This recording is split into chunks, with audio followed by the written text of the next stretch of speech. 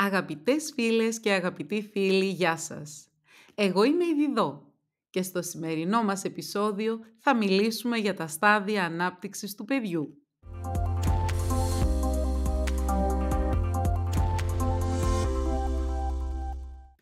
Ήσουν κι εσύ ένα μωράκι κάποτε, μικρή πι, και τώρα έφτασες πια στο δημοτικό. Και γιατί πρέπει να ξέρουμε τα στάδια αφού όλα τα παιδιά μεγαλώνουν? Γιατί αν ξέρουμε τι συμβαίνει σε κάθε φάση της ζωής τους, θα μπορούμε εμείς οι μεγάλοι να τα βοηθήσουμε να αναπτυχθούν αρμονικά. Δηλαδή, Ας πάρουμε τα πράγματα από την αρχή.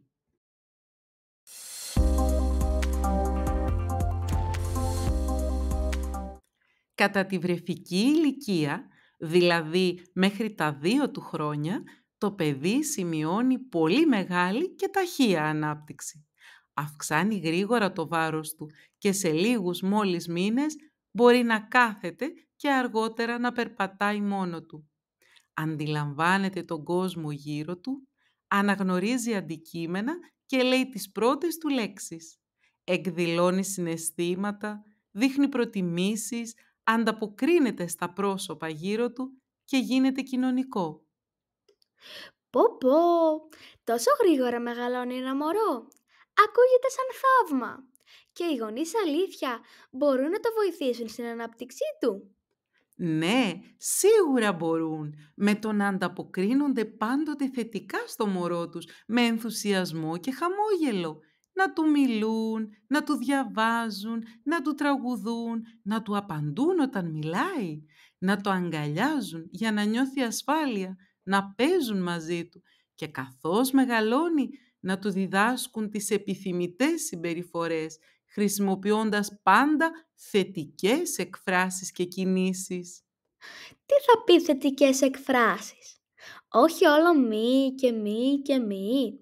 Αυτό ισχύει μόνο μέχρι να γίνει κανείς 2 χρονών. Μετά αλλάζει κάτι. Γιατί και εμένα, μέχρι τότε, όλοι με χαρά μου έλεγαν να περπατώ, να τρέχω και να μιλώ. Αλλά μετά, μόλις πήγα στον παιδικό σταθμό και στον νηπιαγωγείο, μου έλεγαν να μην περπατώ, να μην τρέχω και να μην μιλώ πολύ.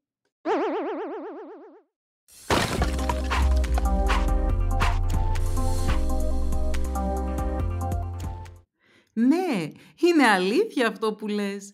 Τα νήπια κινούνται πολύ περισσότερο και αυτό φαίνεται στο παιχνίδι τους. Η ηλικία αυτή, από 2 έως 6 ετών, είναι και αυτή πολύ σημαντική. Αναπτύσσεται περισσότερο η νοητική ικανότητα των παιδιών, εμπλουτίζεται το λεξιλόγιό τους και επικοινωνούν καλύτερα με τους άλλους, αναπτύσσουν κοινωνικές δεξιότητες, παίζουν με άλλα παιδιά, μοιράζονται και συνεργάζονται. Και όλα αυτά γίνονται αυτόματα, καθώς μεγαλώνουν.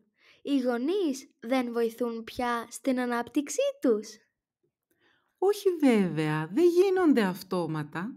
Οι γονείς έχουν πάλι σημαντικό ρόλο.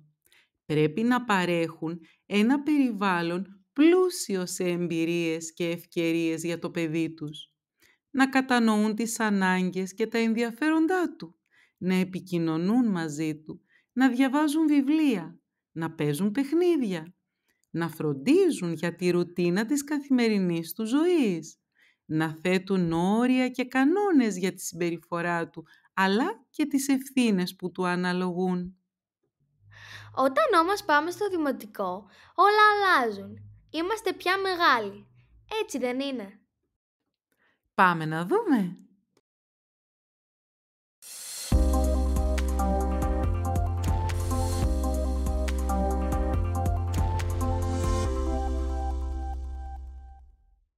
Στο δημοτικό σχολείο, τα παιδιά από 6 έως 12 ετών διανύουν πάλι σημαντικές φάσεις ανάπτυξης.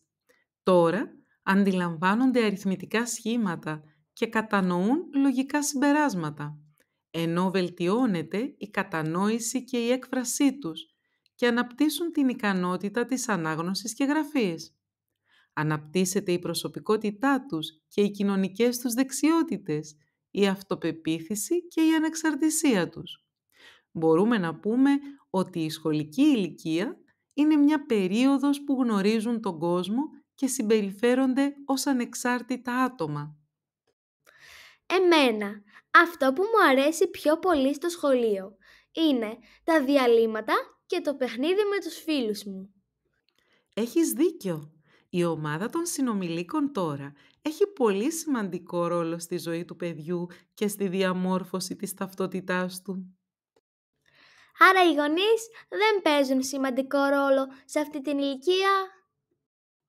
Οι γονείς παίζουν σημαντικό ρόλο σε κάθε ηλικία, αλλά τώρα αρχίζουν να παίζουν ρόλο και οι σημαντικοί άλλοι στην ανάπτυξή του.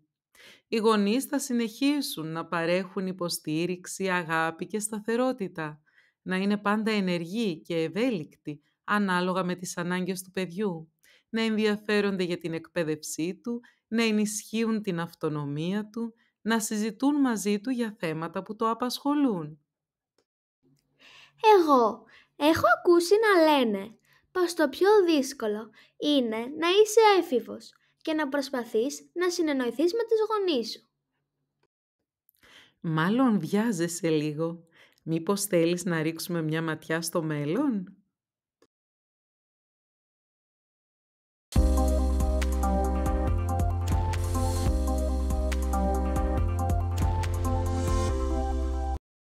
Η αλήθεια είναι πως η εφηβεία, δηλαδή η περίοδος από 12 έως 18 ετών, είναι μια δύσκολη αναπτυξιακή φάση, αφού οι έφηβοι παρουσιάζουν ραγδαίες αλλαγές στην εμφάνιση και τη συμπεριφορά τους.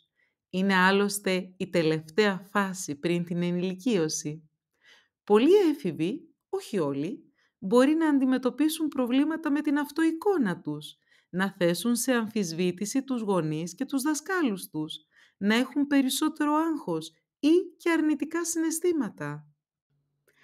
Αν όμως αμφισβητούν τους γονείς τους, πώς αυτοί θα καταφέρουν να τους βοηθήσουν? Οι γονείς πάντα μπορούν να βρουν τον τρόπο, αν και πρέπει να προσπαθήσουν λίγο παραπάνω με τους εφήβους. Το πιο σημαντικό είναι να είναι πάντα παρόντες και έτοιμοι να ακούσουν τα παιδιά τους, να εκφράζουν το ενδιαφέρον τους και να τα υποστηρίζουν, αλλά ταυτόχρονα να σέβονται την ανεξαρτησία τους και να μην τα κρίνουν. Δεν είναι εύκολο, αλλά μόνο σε ένα ανοιχτό περιβάλλον επικοινωνίας, ασφάλειας και εμπιστοσύνης μπορούν να αντιμετωπιστούν οι προκλήσεις που εμφανίζονται σε κάθε ηλικία. Περισσότερα όμως στο επόμενο επεισόδιο. Ευχαριστούμε πολύ που παρακολουθείτε το κανάλι μας. Και μην ξεχνάτε, κάθε 15 μέρες θα σας περιμένουμε με ένα καινούριο θέμα. Εγγραφείτε εδώ για να ενημερώνεστε άμεσα.